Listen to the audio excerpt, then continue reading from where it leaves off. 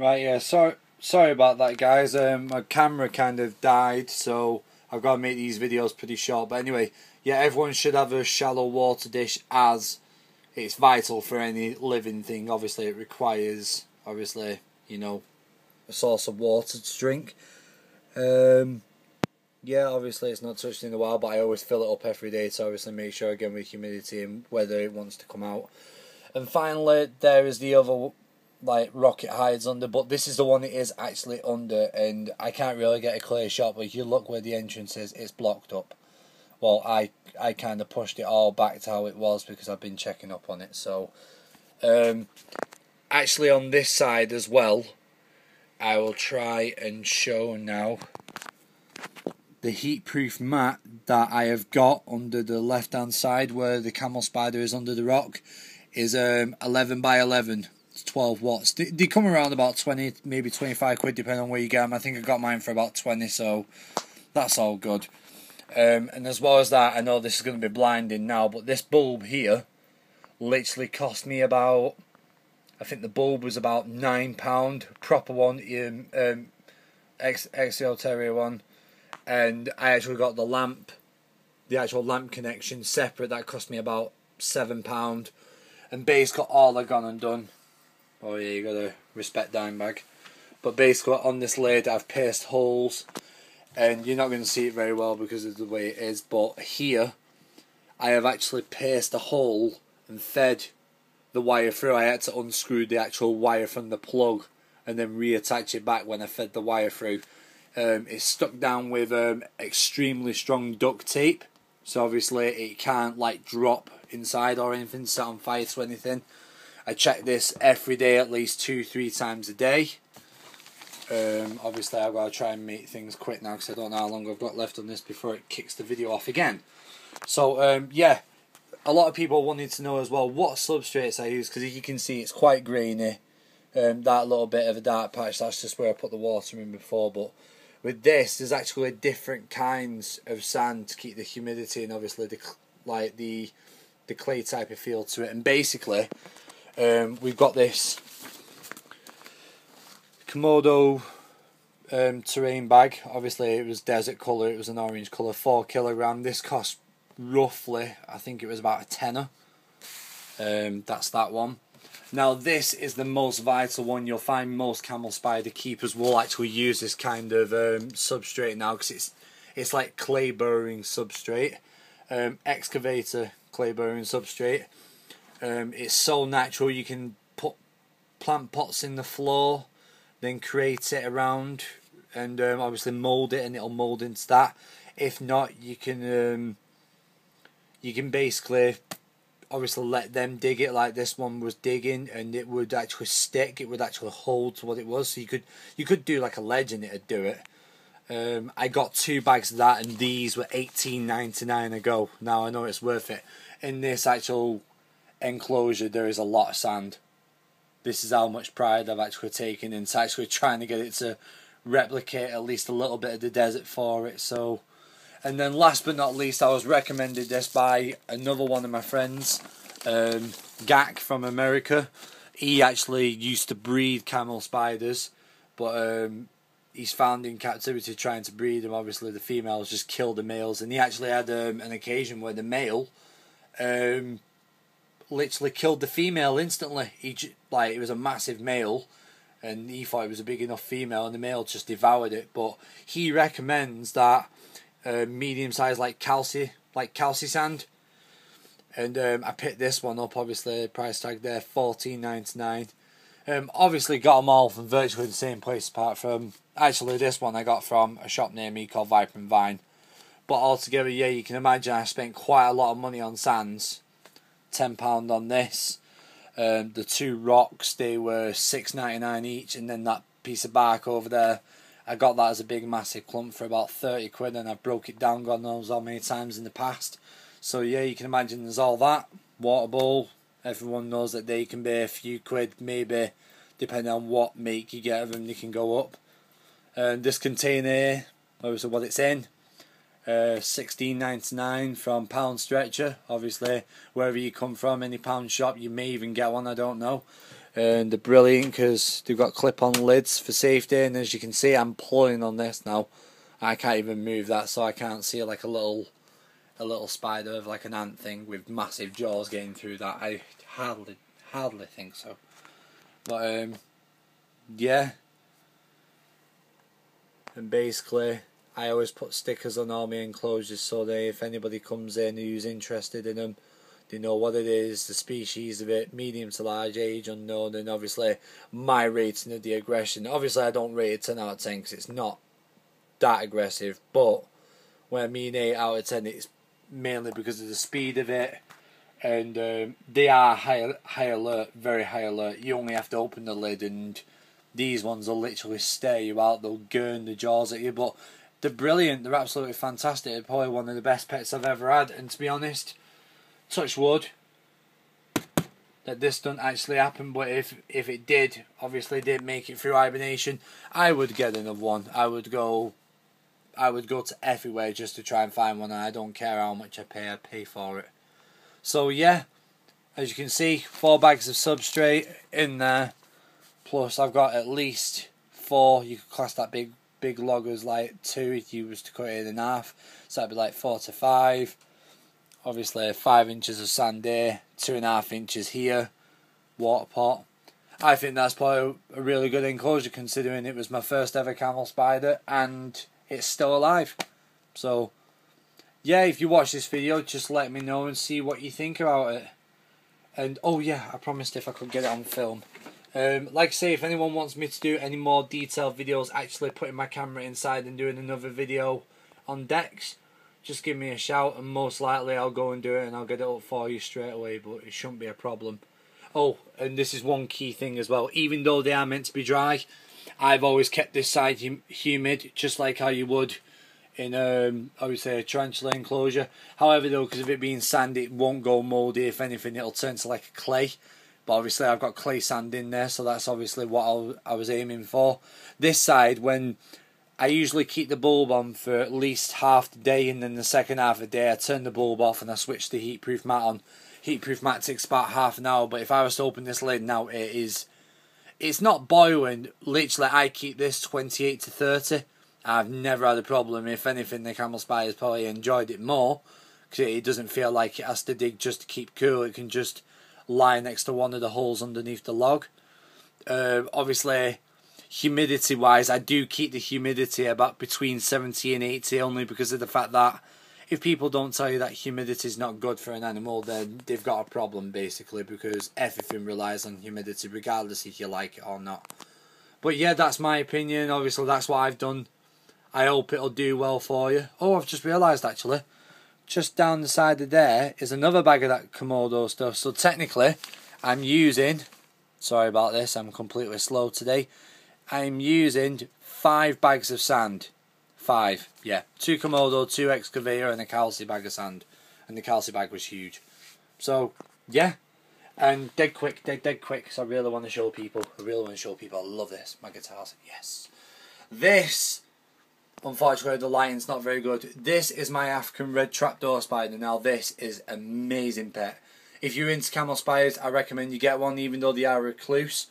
For the first couple of days before they make a burrow, they're absolutely immense, literally. Not trying to put a bad word about them, but their reputation is what people say. They can be so aggressive. However though, they are so good as well. Even though people say they look ugly, I think they look pretty, but that's me, I'm backwards. This is actually where it's made the burrow, but unfortunately it's done it about half an inch in, and literally right there where the end of my finger is, that is where the actual trapdoor lid is. So I've got some moss in there to try and keep the humidity, and everyone's having a problem with flies this summer, so what I did is I cut a big massive hole in the lid. I've meshed it up, and I've even made a mesh lid because this lid is so hard to get off. The trapdoor actually gets scared and pulls the lid in. So what I did, I cut a hole there, feeding hole, and basically I got another piece of mesh and I've made like a mesh lid so no flies can get in it and it can't disturb the spider. I think that's an excellent enclosure. And if you must know, Asda, £6, you get 4 of them, all obviously enfolding inside each other. That's the biggest one. That's 5.5 inches of substrate, Obviously quite warm substrate, like highly moist up, because obviously they do rely on humidity. Bonus. All that in there must have cost me about 11 quid, and then obviously an extra 20 to 25 pound for the spider. That's pretty good going, that. Right, here we go. You can't really see him, but he's literally on the log right there. You might just see a claw. Actually, I'll try and get a light on this, but it's not very good. It might be quite overpowering, but literally my scorpion is there. So if I was to kind of like, I can't do it, unfortunately. Stupid iPhones, seriously. Yeah, but right there where the claw is, that's my Emperor Scorpion. Zulu. Yeah, he's 5 years old. I've raised him up since he was like a second instar, I think, or no, he was a second instar. Sorry, I raised him up from he was tiny. And yeah, he just eats like there's no tomorrow, and he can be a bit nasty at times, like feisty, but he's really he's awesome. Obviously, I have beetle bugs. The beetle bug larvae, they're the actual cocoons in there. I've got 6 so far. They go for like 15 quid a go, but I can't wait to have them. Super mealworms, his favourite food. Right, dead quick. Yeah, mini, like extremely mini crickets. I'll tell you what they're for in a minute, and obviously there's just another pack of them. Hoppers they're basically for Tilly. Here's my Mexican red knee, which you can't see in here. It's a bad corner, I know, so I'm not really going to like go into it, but my Mexican red knee is up here. She's 4 years old, she's quite docile, apart from she can be a bit of a nasty air kicker, but that's usually part of Brachypelma species. Some of them, well, yeah, some of them really do hair kick, some of them can be quite docile. Mine's just a hair kicker, so, oh well, she's beautiful, I'll still pick her up whenever I want to. Yes, this one, I will actually pick him up because this was an amazing gift by somebody. One of my friends had a salmon pink that gave birth to a fair few eggs. And when we mean a fair few, we mean a fair few. But this, I've not given a name yet because I'm hoping it's a female. I did have a mature male and he died, unfortunately. I couldn't find him a mate.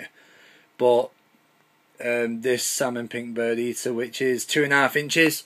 He's in pre-molt now. I'm really sorry about the lighting. It's stupid bedroom. I can't really do much about it, and iPhones aren't very good for recording in dodgy lighting and all that. But yeah, he's 2.5 inches. He's getting ready to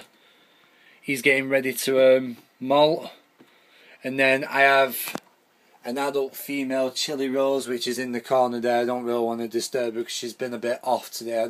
Not like nasty off. It's just that she just keeps wanting to stay like in the corner, like obviously where she's made a bed of webbing, so I'll leave her be there. But I rescued, well, my uncle and my mum basically helped rescue her from a guy who used to chuck pencil chippings at her, and pieces of snapped rubber. Basically abused her. Believe it or not, this is the sickest thing, there was actually a cigarette burn on the back of her leg, which really pissed me off. So I'm glad that I've got her. She was nasty at first, but now I've handled her. She's pretty docile now. So yeah, she's doing really well. And then last but not least, until obviously my new surprise, which is coming next week, this is my first ever rare tarantula that I've owned.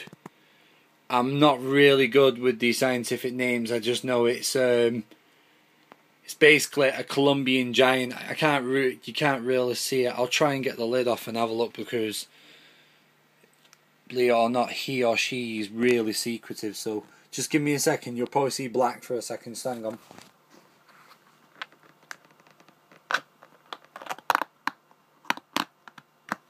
Oh.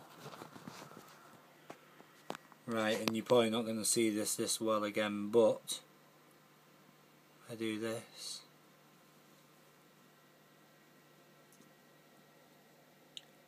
It's my Colombian giant. When these become adults, they get extremely long needle hairs on their legs. They are known to be extremely nervous and aggressive when they get older, and they have a very unusual defense, which is basically, rather than biting, they can hair kick. They've got quite long educated hairs on their abdomen, like a brachypelma would have. But these needle hairs on the legs, they lift the legs up in the air and they swing around, and they actually do kick, and they have been known to draw blood to some people. That's what I've heard, and I've actually seen a couple of pictures of someone's finger shredded open by an adult.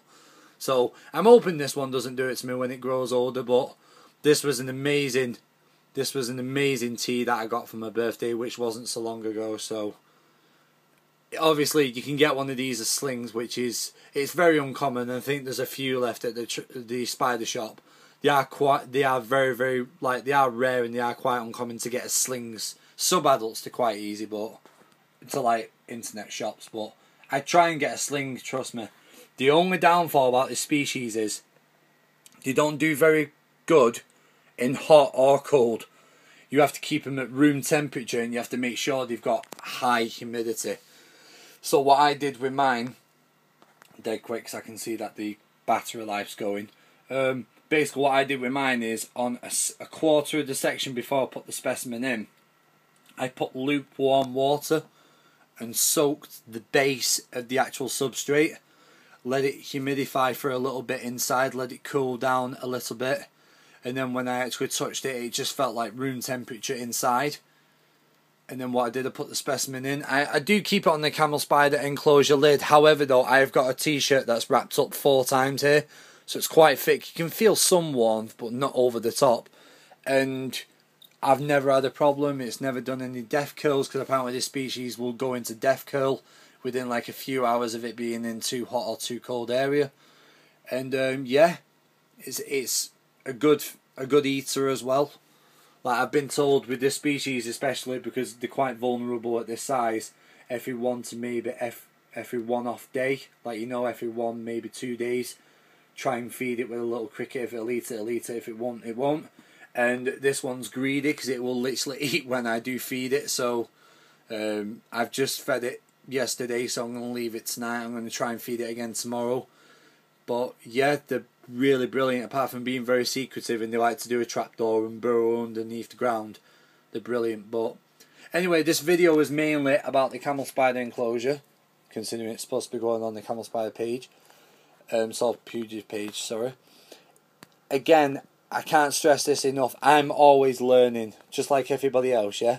If you have any questions, or I need help or anything, yeah, get in contact with me, I'll get in contact with you, and I'll do everything I can.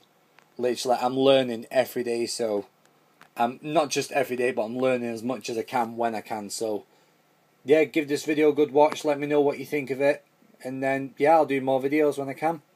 Alright, cheers guys, see ya.